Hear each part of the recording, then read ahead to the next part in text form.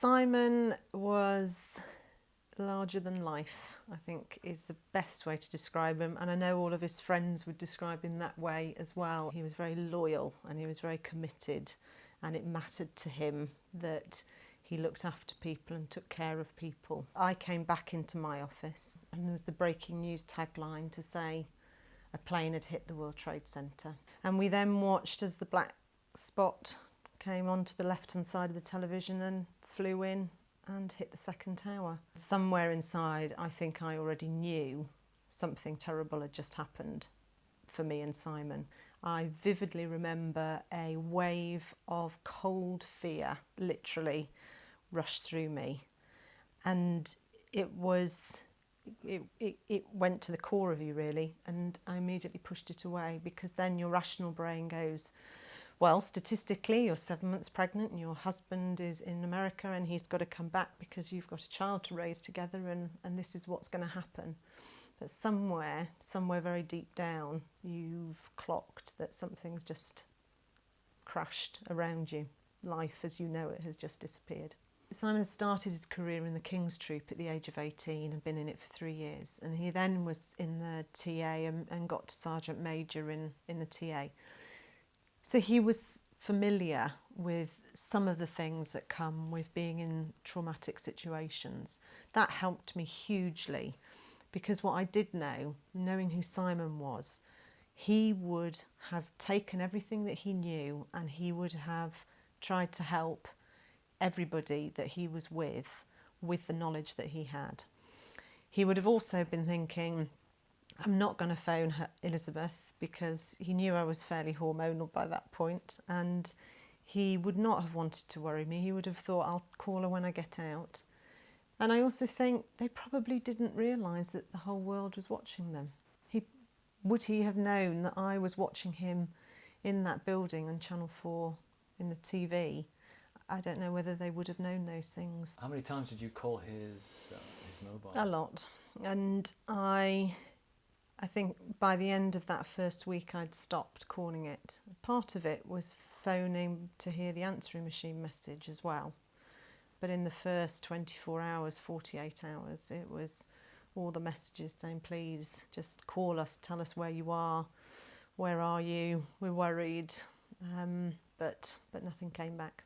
There was some days where you quite genuinely thought, I feel absolutely fine, and then a split second later you are absolutely distraught and you can't even breathe properly, and it just comes at you with such force that it just knocks you off your feet. I don't think I came out of the shock and the fog.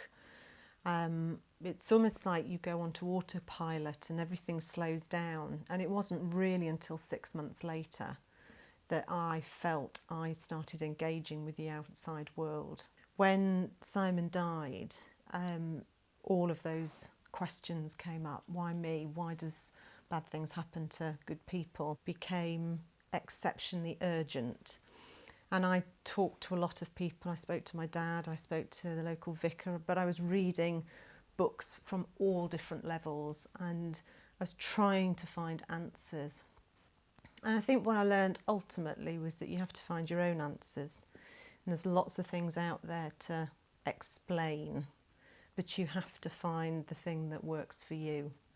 So today I have a very deep spiritual belief, but I don't have a name for it. I don't follow something. I have created a personal faith, which I kind of live with every day. But I have a huge belief in a greater energy. I believe that there are greater things at work beyond us.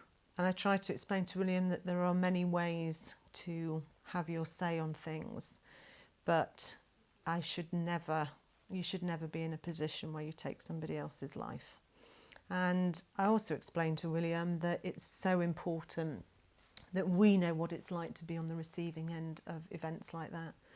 And we get to choose to close the cycle. You know, we're not going to carry that on. We're not going to carry on the anger and the revenge and the hatred.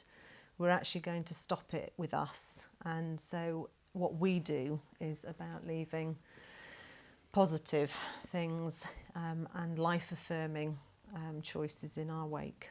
I think the best way for me to respond to Simon's death is to make life even greater and fuller and full of lovely friends and family, and to be doing things that have a richness and a depth. Does he know that you're doing this? I think he does, yeah.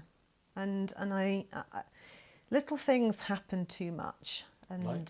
I always, whenever I've got something on my mind around William, whenever something's happening that is related to Simon or William, there's always a piece of music that comes on. There is always a picture that comes up, or I can be in a foreign country and something will appear that you think, my goodness, that was Simon's favourite book. And they're not sort of, they're very specific things that are always really particular to him. And I love that. I think it's just a way of that energy reconnecting. So he's still here? Yeah, I think so. Yeah, absolutely.